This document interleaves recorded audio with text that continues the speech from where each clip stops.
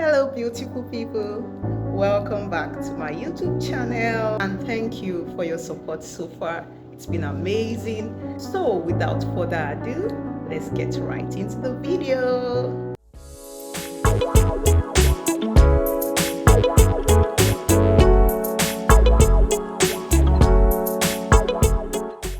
Today we'll be talking about procrastination and how to avoid procrastination.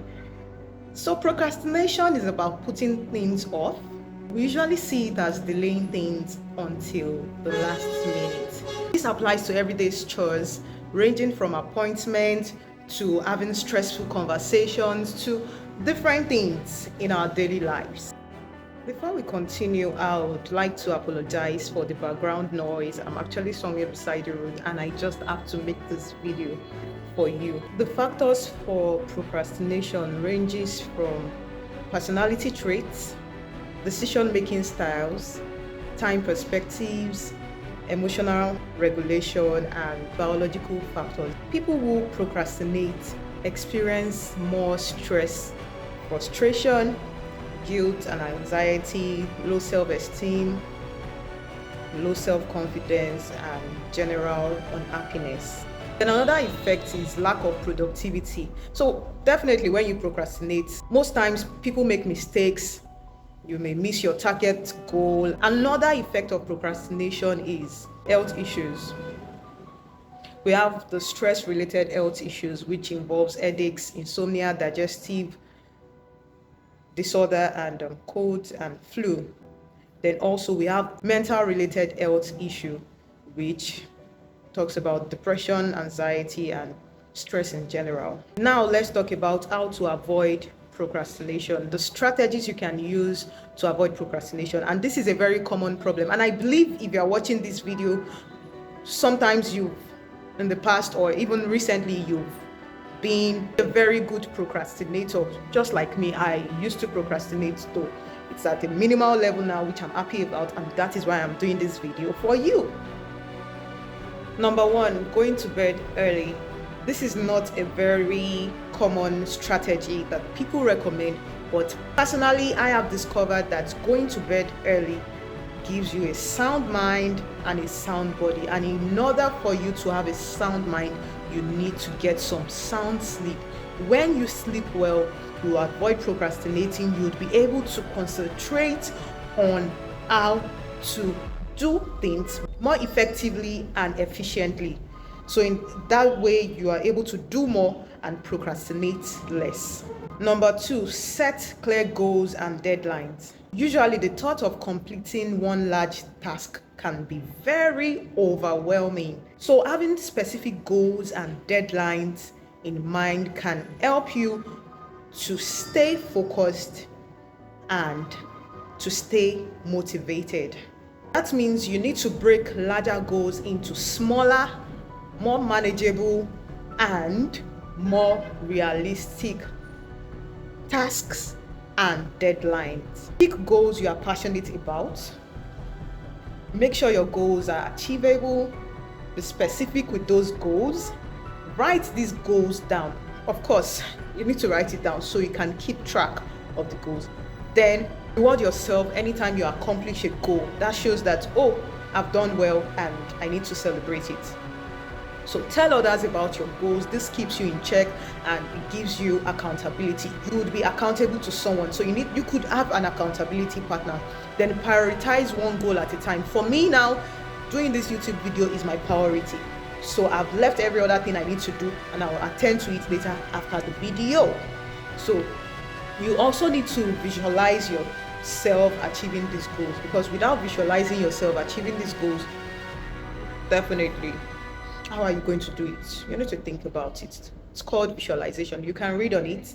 Number three, use a timer or a schedule.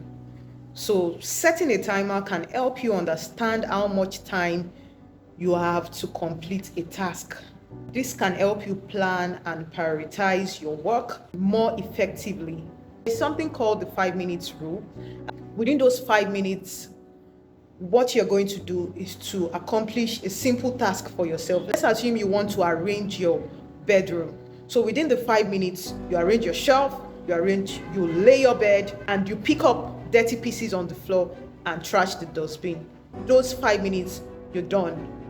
And that is a way to stick to the timer. This can help you reduce anxiety and stress. So you know exactly how much time to dedicate on what you would be doing and how much time you need to complete your task.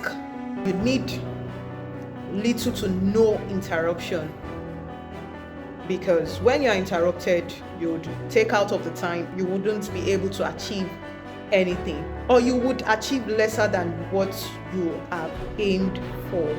So you need to create a schedule and stick to it. If you have a weekly schedule, stick to that schedule and do what you have to do. With that, you are able to avoid procrastination. Number 4 is eliminating distractions. How do you do that? You need to organize and make a plan. You need to start with a to-do list. Then limit interruptions, as I had mentioned earlier. Keep personal communication at your free time.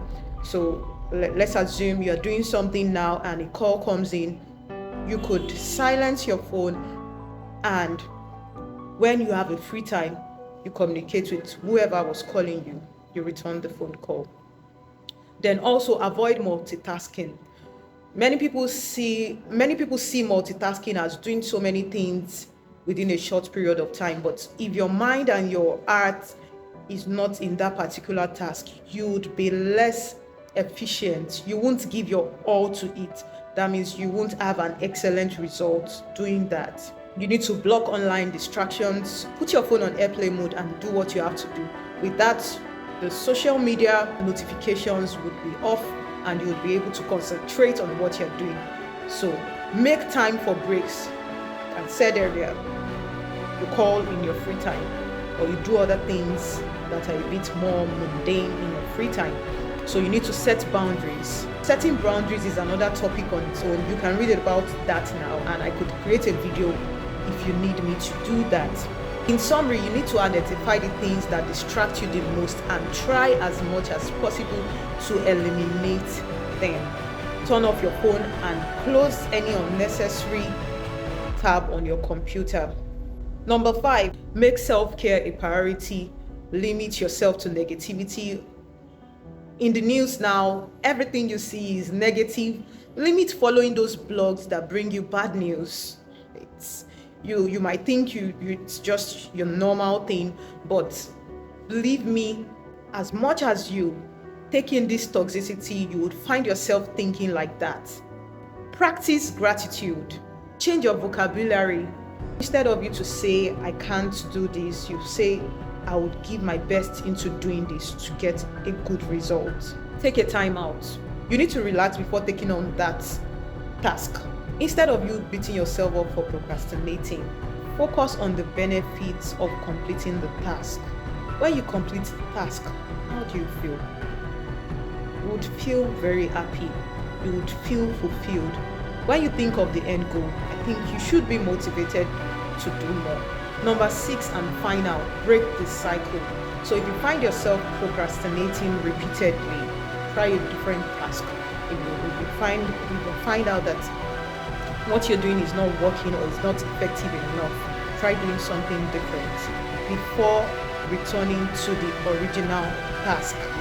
Remember, insanity is doing the same thing over and over again and expecting a different result. Remember that overcoming procrastination takes time and effort, but with persistence and practice, you can develop new habits that will help you stay focused and productive.